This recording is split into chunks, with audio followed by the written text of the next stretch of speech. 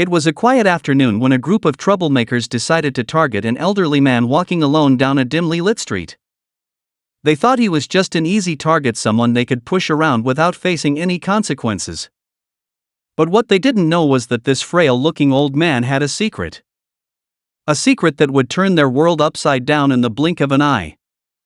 As the gang harassed him, they had no idea that his son wasn't just any ordinary man. He was a high-ranking military general, feared and respected by those who knew him. The thugs had no idea they were messing with the wrong person.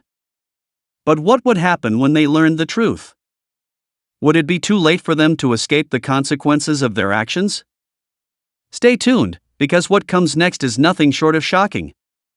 The gang didn't notice the old man's calm demeanor at first.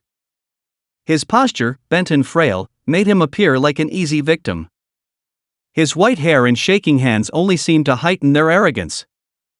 They laughed as they surrounded him, blocking his way. Their leader, a tall man with a deep scar on his cheek, stepped forward, sneering. "What's the matter, old man? Lost your way?" he taunted. The elderly man didn't respond, his gaze fixed on the pavement as if he were lost in his own world. But deep inside, his mind was alert. He had been through many battles in his life, both literal and metaphorical. This was just another storm to weather. The gang, however, didn't know that. They thought it was all just a game. They continued their insults and pushed him a little, seeing if they'd get a rise out of him. One of them, a younger, more impatient member, shoved him harder, sending the man stumbling back a step. He almost lost his balance but caught himself at the last moment. That's when the gang started to notice something strange. The elderly man was calm. Too calm. It was almost unnerving. "You all right, Pops?" one of them asked, his voice dripping with mock concern. The old man didn't answer. He simply straightened up, his hands gripping the cane a little tighter. Something about the way he moved caught the attention of the scarred leader, who eyed him suspiciously. "You've got guts, old man," the leader muttered, his tone now tinged with curiosity. But he wasn't about to back down. Not in front of his crew. For a moment, the street seemed to fall quiet, as if the world itself was holding its breath. Then, out of nowhere, the elderly man finally spoke. His voice was soft, but there was an authority to it that the gang couldn't ignore. "I suggest you leave." The words were simple, yet they sent a chill through the group. The leader blinked, uncertain for a moment. "What did you say?" he asked, a flicker of doubt in his eyes. The old man looked up slowly, his eyes still calm but now piercing. "Leave," he repeated, his voice more firm this time. "I don't want trouble." The leader stared at him, his mind racing. There was something about this man. He wasn't scared. He wasn't even angry. Just calm. Almost too calm. A moment of hesitation passed, but then the younger thug from before, eager to prove himself, lunged at the old man. "You think you can tell us what to do?" he spat.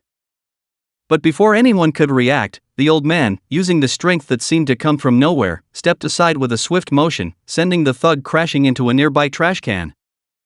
The sound of metal scraping against the pavement echoed through the street.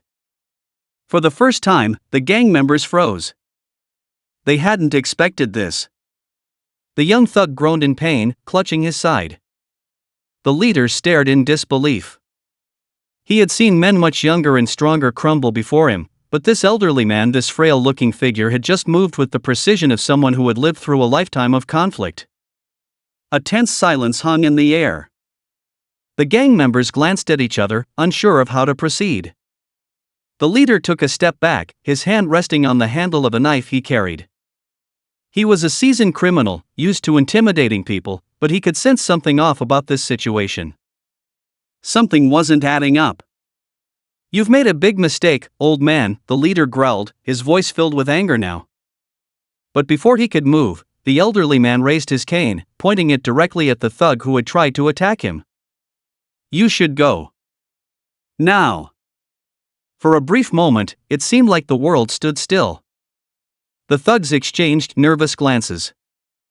The tension in the air was thick, and the elderly man didn't back down. He stood his ground, his presence like a wall they couldn't easily break through. Then, the leader made a decision. He wasn't backing down, not when his pride was at stake. "Get him!" he yelled, and just like that, the gang lunged at the old man in a blur of movement. But the old man was ready. With surprising agility, he moved between the attackers, his cane more than just a walking aid. It became an extension of himself, like a weapon forged by years of experience.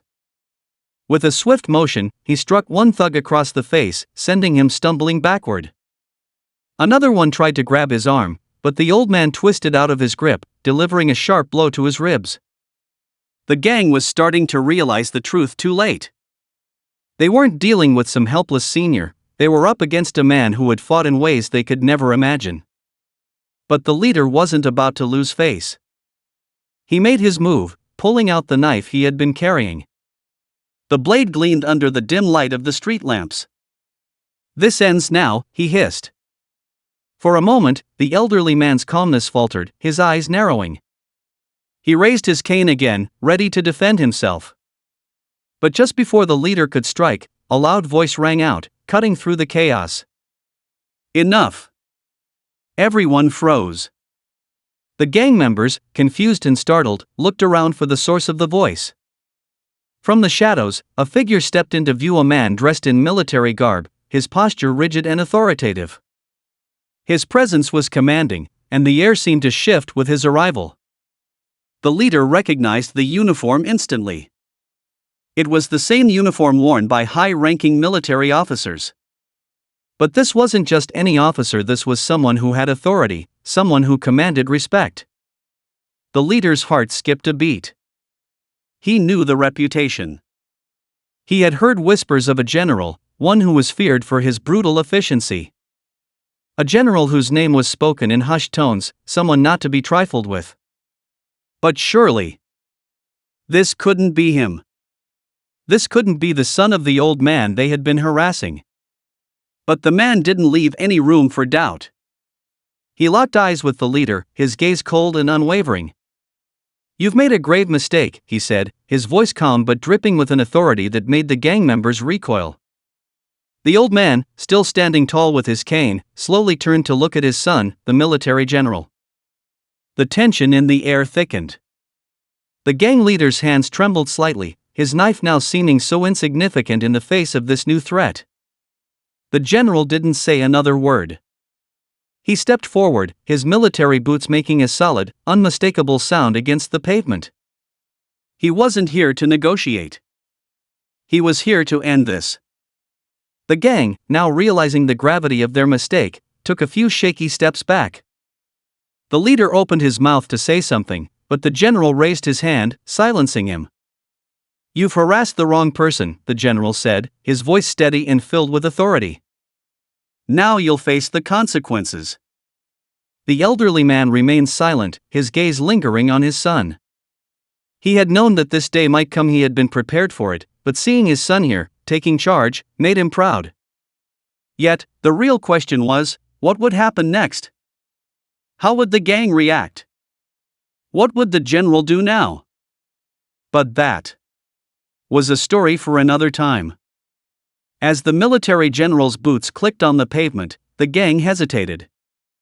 The leader, once so confident, now looked like a man who had just realized he was in way over his head. He swallowed hard, his grip tightening around the knife. The other gang members exchanged uncertain glances, their bravado slipping away as the general moved closer. For a moment, the street was eerily quiet, the tension palpable. The elderly man, his eyes soft but filled with a quiet strength, watched his son with an almost peaceful expression. This wasn't the first time they had been caught in such a situation, but it had been a long time since the general had come to his defense in such a way. The old man knew that his son's arrival was the tipping point, but now, he had to trust that the general would handle things with the same precision he applied in his military career. The gang leader finally spoke, his voice shaky but desperate. "We didn't know," he muttered, glancing nervously at his gang members, who now seemed unsure whether to stay or run. We thought he was just some old man. We didn't mean to. The general's gaze didn't falter. You didn't mean to? His voice was low, dangerous, but there was no anger, only the cold clarity of someone who had seen the worst of humanity and knew how to deal with it. You picked the wrong target. Your ignorance doesn't make your actions any less wrong. The leader took a step back, his eyes flickering to his gang. We didn't know who he was, he said again, his voice almost pleading. We're sorry. We just thought he was an easy target, that's all. Does it matter who he is? The general's voice was sharp now, cutting through the excuses. Does it change the fact that you chose to bully someone weaker than you? Does it change the fact that you attacked him without cause? The leader stammered, unable to answer. The other members were looking at him now, doubt creeping into their expressions. They weren't used to being confronted like this.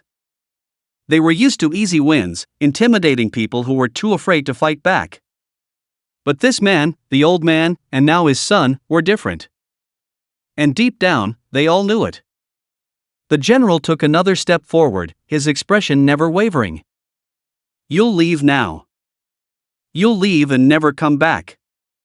If I ever hear of you touching another innocent soul, I will make sure the consequences are far worse than what you can imagine.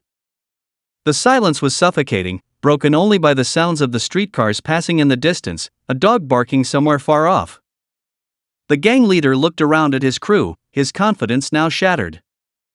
They all seemed to be processing the gravity of the situation, their bravado fading into fear. He opened his mouth to speak, but nothing came out.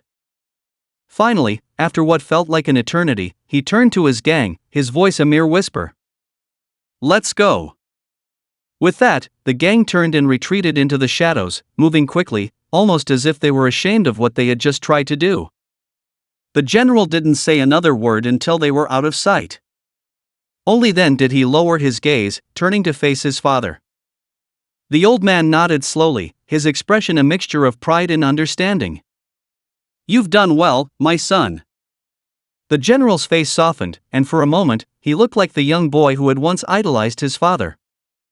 The rough exterior, the stern military officer, all seemed to melt away. I wish it had never come to this, he said quietly. But I wasn't about to let them get away with it. The elderly man smiled gently, a knowing look in his eyes. You've always had a strong sense of justice, even as a child. It's why you became who you are. The general's smile faded slightly. But I've seen so much violence. So many lives lost. I hate it. I never wanted you to live through something like this. The old man placed a hand on his son's shoulder, grounding him in the moment. Life doesn't always give us the choice, my son. But you've chosen the right path. You've always protected people, even when it was hard. That's something to be proud of. The general nodded, grateful for his father's wisdom, but the weight of the situation still hung heavy. The street, now empty, seemed to echo with the unspoken question of what would come next. The gang was gone, but there was no doubt that this would not be the last time trouble would find them. The old man had seen it before. He knew how violence and revenge could spiral, leaving nothing but destruction in its wake. Are you all right? The general asked after a moment, his tone softening. You're not hurt? The elderly man nodded, his eyes never leaving his son's face. I'm fine.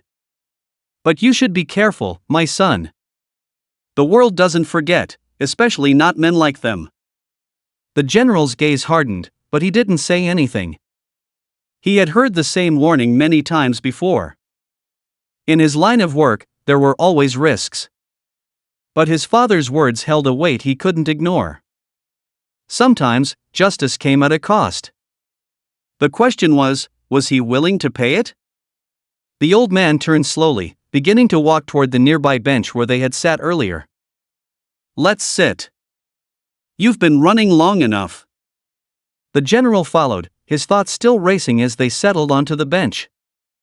He watched his father carefully, taking in the wrinkles that had deepened with age, the slow shuffle of his feet. There was a sense of quiet dignity in the old man's every movement. He had lived a long life, one full of challenges and hardships, and yet, he still stood strong. It was a reminder of the resilience he had inherited, of the strength that ran through his blood. "I remember when I first enlisted," the general said, his voice thoughtful.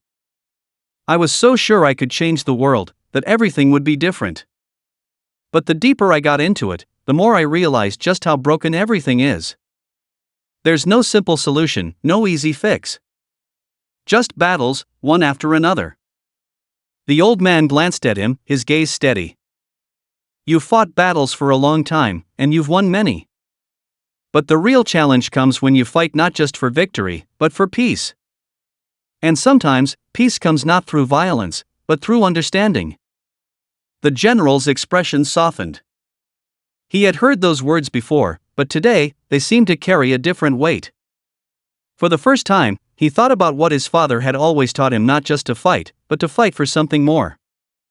To protect, not just to conquer. They sat in silence for a while, the cool breeze rustling the leaves around them. The general didn't know what the future held, but in that moment, he felt a sense of clarity. His path, though uncertain, would always be guided by the principles his father had instilled in him.